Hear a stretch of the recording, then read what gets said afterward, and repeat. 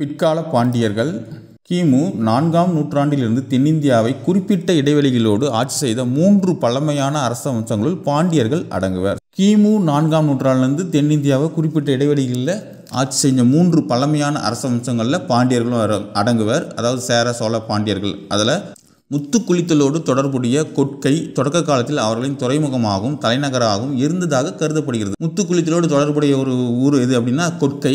அது தொடக்க காலத்தில் அவர்களுடைய துறைமுகமாகவும் தலைநகராகவும் இருந்ததாக கருதப்படுது. பாண்டியர்களின் பல பழமையான தமிழ் கல்வெட்டுகள் மதுரையிலும் அதன் சுற்றுப்புறங்களிலும் கண்டறியப்பட்டுள்ளதால் அவர்கள் பிற்காலத்தில் மதுரைக்கு இடம்பெயர்ந்திருக்கலாம் என கருதலாம்.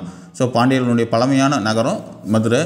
அங்கே தான் நிறைய கல்வெட்டுகள் கிடைக்குது. ஸோ அந்த சுற்றி நிறைய கல்வெட்டுகள் கிடைச்சதுனால அவங்க பிற்காலத்தில் மதுரைக்கு இடம்பெயர்ந்திருக்கலாம் அப்படின்னு சொல்லி சொல்கிறாங்க. சங்ககால பாண்டியர்களின் கீழ் மதுரை நகர் மாபெரும் பண்பாட்டு மையமாக திகழ்ந்தது. சங்க காலத்தில் பாண்டியர்களின் கீழே மதுரை மிகப்பெரிய பண்பாட்டு மையமாக திகழ்ந்தது. தமிழ் புலவர்களும் எழுத்தாளர்களும் ஒன்று கூடி தமிழ் செவ்வியல் இலக்கியங்களில் சிறந்த பங்களிப்பை செலுத்தினர்.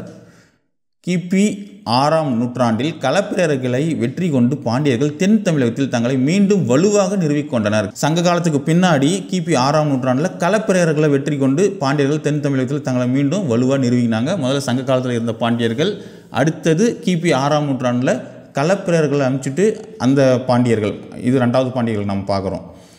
அதே மாதிரி 3வது ஒரு பாண்டியர்கள் இருக்காங்க, அது பாருங்கள். ஆனால் 9ஆம் நூற்றாண்டு முதல் 13ஆம் நூற்றாண்டு வரை தென்னிந்தியாவை ஆண்ட பிற்கால சோழர்களின் எழுச்சியை பாண்டியர்களால் எதிர்கொள்ள இயலவில்லை. பின்னர் சோழர்களின் வீழ்ச்சியை சாதகமாக பயன்படுத்தி பிற்கால பாண்டியர் மீண்டும் தங்கள் அதிகாரத்தை நிறுவினர். அவர்களின் ஆட்சி 16ஆம் நூற்றாண்டு வரை தொடர்ந்தது. ஸோ சங்க காலத்தில் பாண்டியர்கள் இருந்திருக்காங்க, இடைக்காலத்தில் பாண்டியர்கள் இருந்திருக்காங்க, அதே மாதிரி பிற்கால பாண்டியர்கள் அவங்க இருக்காங்க. சங்ககால பாண்டியர்கள், இடைக்கால பாண்டியர்கள், முதலாம் பாண்டியர்கள் அப்படின்னு சொல்லுவாங்க.